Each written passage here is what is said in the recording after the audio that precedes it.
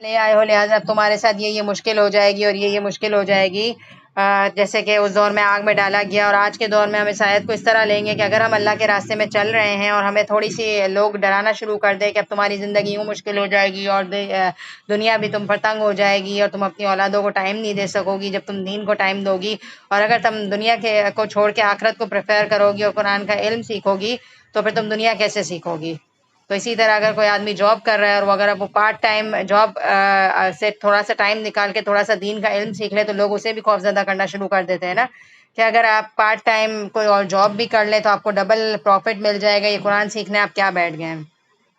تو لوگ کیا کرتے ہیں جب ہم دین کی طرف آتے طرح طرح کے خوف دیتے ہیں ہمیں۔ مثال کے طور پر یہاں بھی آپ لوگ پہلے آیا کرتے تھے، جیسے سارا ہے ماشاءاللہ پہلے نہیں آ رہی تھی لیکن اب ان کے اندر اتنی استقامت ہے، تو وجہ یہی ہوگی نا کہ اگر وہ نہیں آ رہی تھی تو لوگوں کا خوف ہوگا یا دنیا کا کم ہو جانے کا خوف ہوگا۔ سارا سے یہ اینڈ میں پوچھیں گے کہ کیا وجہ تھی، کبھی آنا کبھی نہیں آنا، تو کچھ نہ کچھ تو ہوگا جس کی وجہ سے لوگ دین کا علم نہیں سیکھ رہے ہوتے۔ تو اللہ تعالیٰ ہمیں یہ سمجھا رہے ہیں، اس آیت کو آپ دیکھیے، آپ اس آیت کو غور سے دیکھیے، اگر آپ کے آگے قرآن لکھا ہوا ہے نا تو آپ قرآن پر نظریں ٹکا دیں اپنی اور اس آیت پر آبزرویشن شروع کر دیں کہ میں خزانے والے اللہ کے دین پر عمل کر رہی ہوں، میں دنیا کے کم ہونے سے ڈر رہی ہوں؟ اگر دنیا میں چلے میری تھوڑی عزت بھی کم ہو گئی، مثال کے طور پر میں نے دین کا علم سیکھا اور میں نے ہلکا سا اپنے چہرے پہ پردہ لگا لیا اور میں کسی محفل میں چلی گئی اور کسی نے مجھے ٹیڑھی نگاہ سے دیکھ لیا کہ واہ اس نے تو پردہ لگا لیا، اور پھر میرے آگے تھوڑا ہنس لیا میرے اوپر کہ ہے مولوی بن گئی یا یہ بن گئی اور وہ بن گئی اور داڑھی کسی نے رکھ لی، تو آپ ایک طرف ان لوگوں کی باتیں رکھیں اور ایک طرف یہ سوچیں کہ آپ کس اللہ کے راستے پر چل رہے ہیں۔ الذی لہ ملک السماوات والارض، اس اللہ کے دین کو فالو کر رہے ہیں جس کے لیے آسمان اور زمین کی بادشاہت ہے۔ 7 آسمان اس اللہ کے ہیں، 7 زمینیں اس اللہ کی ہیں، آسمان اور زمین کی ہر چیز اللہ کی ہے، ہر چیز اللہ کے حکم سے ہو رہی، ہوا اللہ کے حکم سے چلتی ہے، زمین سے پھل اللہ کے حکم سے اگتا ہے، آسمان سے بارش اللہ کے حکم سے اترتی ہے، میرے اوپر آنے والی آزمائش اللہ کی طرف سے آتی ہے، میرے اوپر آنے والا فائدہ اللہ دیتا ہے، تو لوگ تو کچھ نہیں بگاڑ سکتے میرے۔ واللہ علی کل شیء شہید، ہر چیز پر اللہ گواہ ہے، تو پھر لوگوں سے کیا ڈرنا؟ تو سمجھ آ رہی ہے میری نفسیات، آپ کو سمجھ آ رہی ہے کہ میں نے آیات میں مین میسج آپ کو کیا دینا چاہ رہی ہوں؟ میں مین میسج یہ دینا چاہ رہی ہوں کہ ہم میں سے جو لوگ بھی دین پر تھوڑا بہت عمل کر رہے ہیں نا، نمبر 1 یہ کہ وہ کوئی بہت بڑی قربانی نہیں دے رہے، کیونکہ سب سے پہلے تو یہ کہ الحمدللہ ہم مسلمان ہیں، ہمارے گھروں میں نماز پڑھی جاتی ہے، ہمارے گھروں میں قرآن موجود ہے، لہٰذا ہمارے لیے کوئی بہت بڑی قربانی نہیں ہے قرآن کو اٹھا لینا، رائٹ؟ ہاں مانا کہ ہمارے گھروں میں سسٹم یہ ہے کہ لوگ سے ہل ہل کے ناظرہ پڑھتے ہیں، ترجمہ تفسیر نہیں کرتے، تو اگر ہم کرنے بیٹھ جائیں تو لوگوں کو ایک انوکھی چیز لگتی ہے، لیکن ہم لوگوں کے ڈر سے یہ کام نہیں روکیں گے، کیونکہ ہم نے یہ دیکھا کہ جب ہم قرآن کو سمجھ کر پڑھتے تو ہماری زندگی بدلتی ہے، ہماری زندگی پر اثرات ہوتے ہیں۔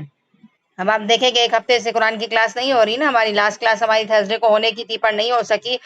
تو واقعی اللہ معاف کر دے نمازیں تھوڑی سی ڈاما ڈول چل رہی تھی، تو آج مجھے پکی امید تھی کہ آج میں کلاس لوں گی تو میں تھوڑا فریش ہو جاؤں گی، کوشش کر رہی تھی کہ صحیح پڑھوں، لیکن تھوڑا سا عید کی چھٹیوں نے کچھ زیادہ ہی نڈھال کر دیا اس دفعہ، اللہ معاف کرے۔ زیادہ ریسٹ بھی انسان کو نہیں کرنا چاہیے، کیونکہ جتنا زیادہ ہم آرام کرتے ہیں نا ہماری باڈی کے اندر سستی آ جاتی ہے، یہ میں نے دیکھا ہے، کیونکہ چھٹیاں ٹو مچ ہو گئی تھیں، کیونکہ فرائیڈے ہے پھر سیٹرڈے ہے پھر سنڈے ہے، تو 4 دن کی باقاعدہ چھٹیاں ہو گئی تھی، تو باڈی ذرا سی سست ہو گئی تھی، لیٹ اٹھنا پھر لیٹ سونا، تو میں نے یہ نوٹ کیا کہ بہت سستی آ گئی، اور پھر نمازیں ٹائم پر نہیں ہو رہی ہیں تو وہ بات نہیں ہو رہی، تو آج الحمدللہ مجھے یہ امید تھی کہ کلاس لوں گی تو تھوڑا فریش ہو جاؤں گی اور پھر اچھی ہو جائے گی نماز۔ تو الحمدللہ فائدہ یہ ہے کہ اس قرآن کو پڑھنے کا کہ آپ کی نمازیں ماشاءاللہ خوبصورت ہو جاتی ہیں، آپ کا اللہ سے تعلق مضبوط ہو جاتا ہے، اور آپ جو ہے نا اللہ کے سوا سب سے بے نیاز ہو جاتے ہیں، آپ کو اللہ کی ذات پر یقین ہو جاتا ہے اور آپ کی زندگی ایک خوبصورت زندگی بننے لگتی ہے،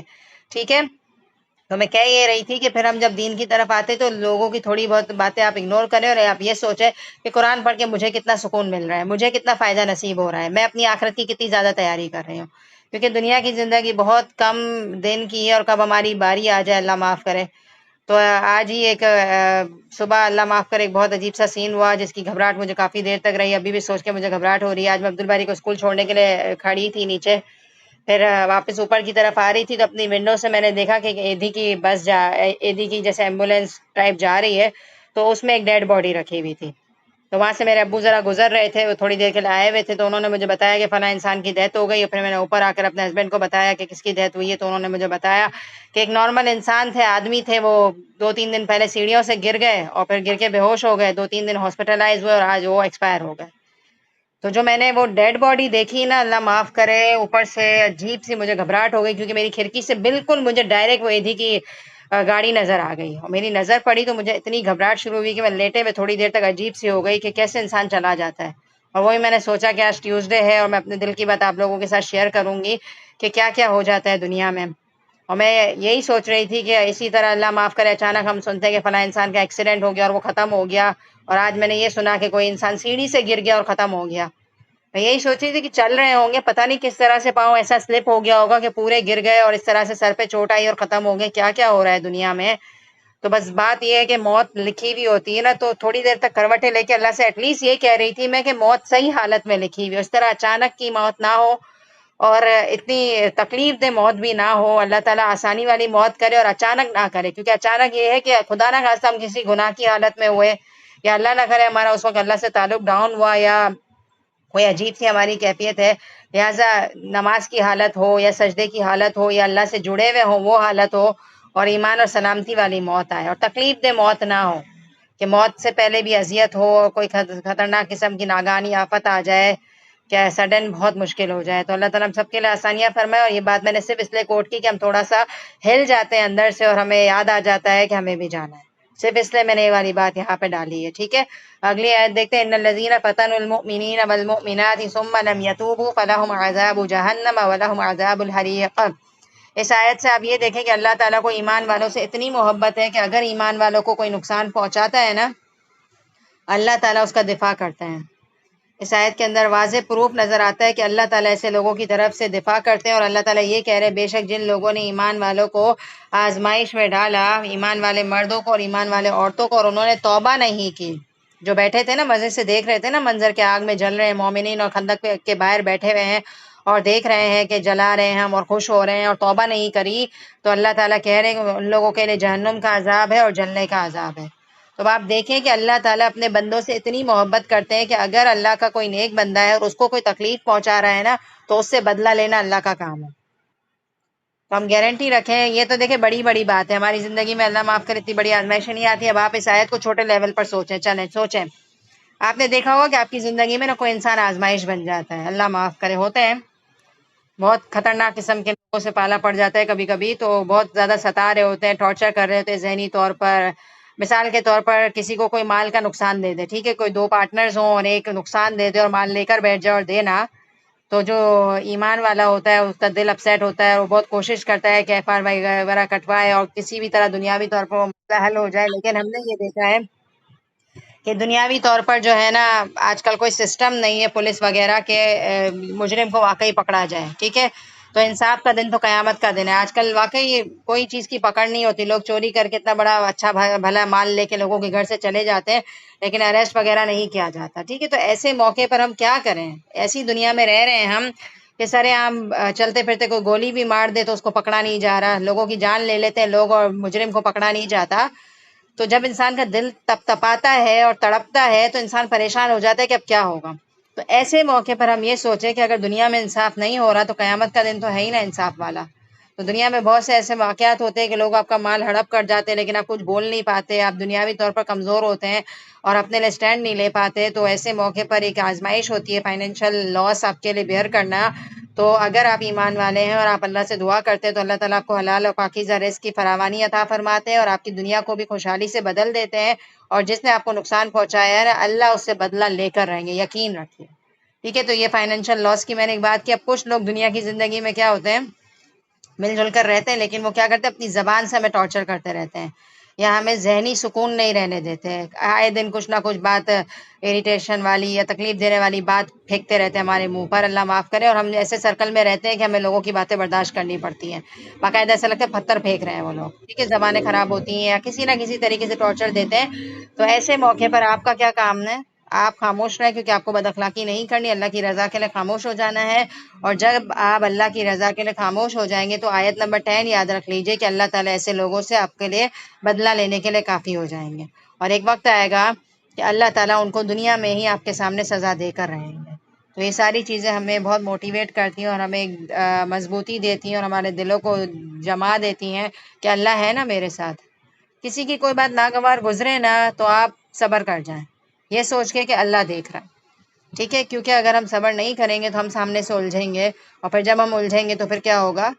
بات خراب ہو جائے گی۔ تو صبر سے کام لیں، کیونکہ دنیا کی زندگی میں ہمارے ارد گرد ایسے بے شمار لوگ بیٹھے ہوئے ہیں جو ہمیں چلتے پھرتے تکلیفیں دے رہے ہیں۔ تو تھوڑا سا صبر کر کے آگے بڑھیں اور ہم اپنی زندگی کو خراب نہ کریں اور ان کی باتوں کو دل پر نہ لیں، اللہ کے حوالے کر دیں۔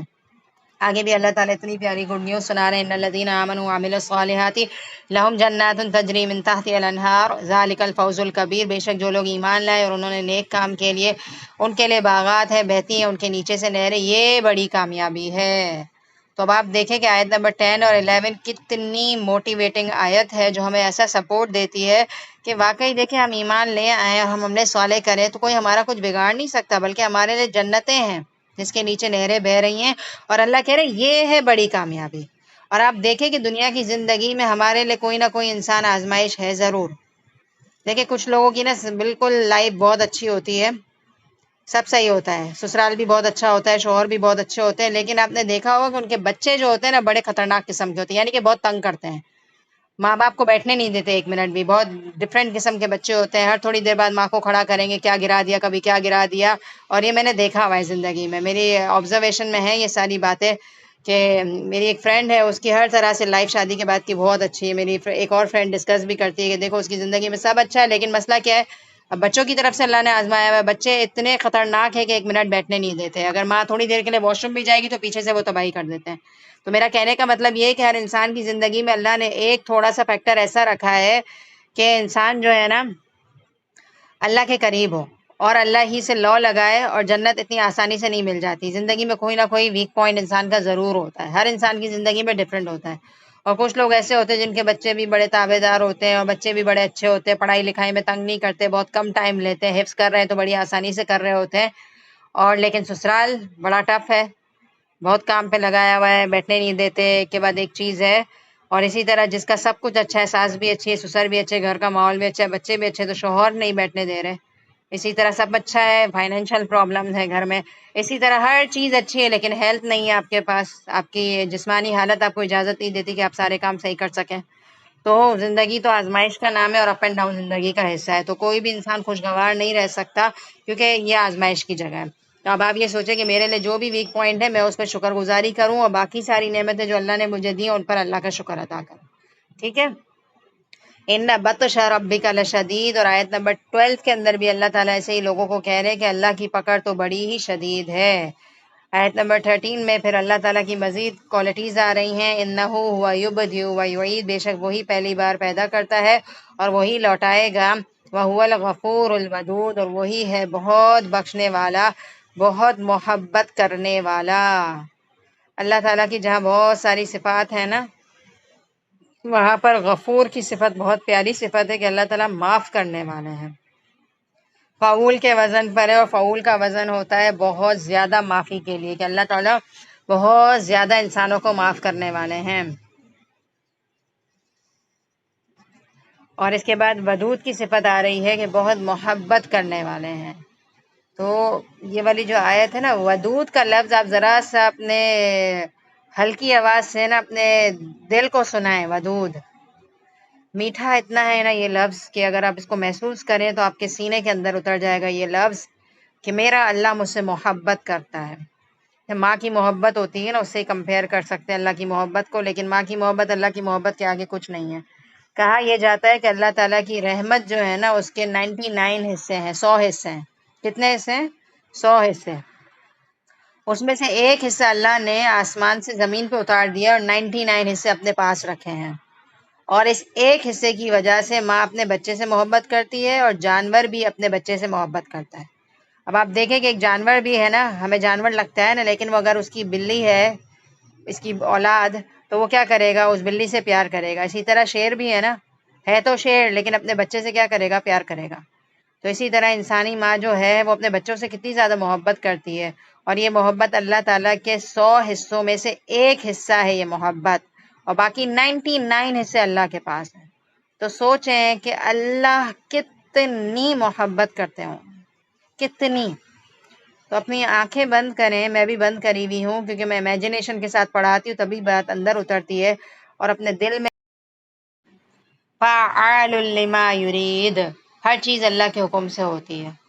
تو کوئی انسان ہمارے نفع نقصان کا مالک نہیں ہو سکتا، حکم اللہ کا ہوتا ہے. اللہ تعالیٰ اگر ہمارے ساتھ خیر کا ارادہ کریں تو کوئی انسان اس خیر کو ہمارے آنے تک نہیں روک سکتے، اور اگر اللہ شر کا ارادہ کریں تو کوئی اس شر کو ہم سے روک نہیں سکتا. تو اللہ کی ذات پر مضبوط اور توکل ہونا چاہیے ہمیں کہ ہر چیز اللہ کرتے ہیں. اور دوسرا یہ کہ دعا مانگنے کے بعد بھی یہ یقین رکھیے کہ فعال لما یرید، اگر اللہ چاہے تو کر سکتے ہیں، اللہ کے لیے کوئی چیز مشکل نہیں ہے.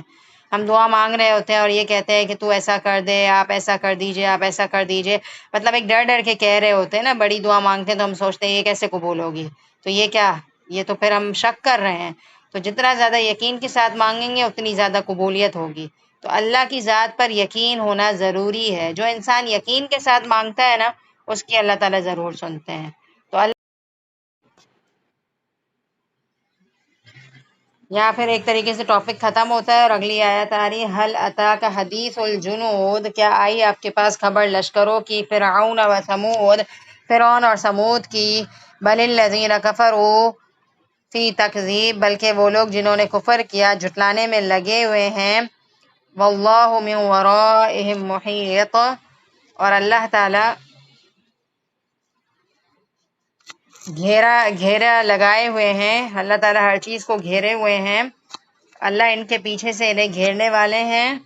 بل ہوا قرآن مجید، بلکہ وہ قرآن ہے بڑی شان والا، فی لوح محفوظ، لوح محفوظ میں ہے. تو اس آیت کے اندر یہ بڑے بڑے لشکریوں کا ذکر کیا جا رہا ہے، اور وہ کس کا لشکر ہے؟ فرعون اور ثمود کا. ٹھیک ہے، جس طرح سے خندق والوں کا واقعہ ہے اسی طرح اللہ تعالیٰ نے ہلکا سا ٹچ یہ بھی دیا کہ فرعون اور ثمود بھی بڑی بڑی قومیں گزری ہیں اور اپنے آپ کو کوئی بڑی چیز سمجھتے تھے. تو اللہ نے یہ بھی بتا دیا کہ انہوں نے بھی جھٹلاتے رہے وہ لوگ، تو اللہ تعالیٰ نے ان کو پیچھے سے گھیر لیا. اور پھر ایسے ہی قرآن کی آیت آ رہی ہے کہ قرآن ایک بڑی شان والی کتاب ہے اور لوح محفوظ میں ہے. ٹھیک ہے، تو الحمدللہ ہماری یہاں پر سورۃ البروج کمپلیٹ ہوتی ہے، اور میں صرف ایک ہی سورت آج کور اپ کرنا چاہ رہی ہوں.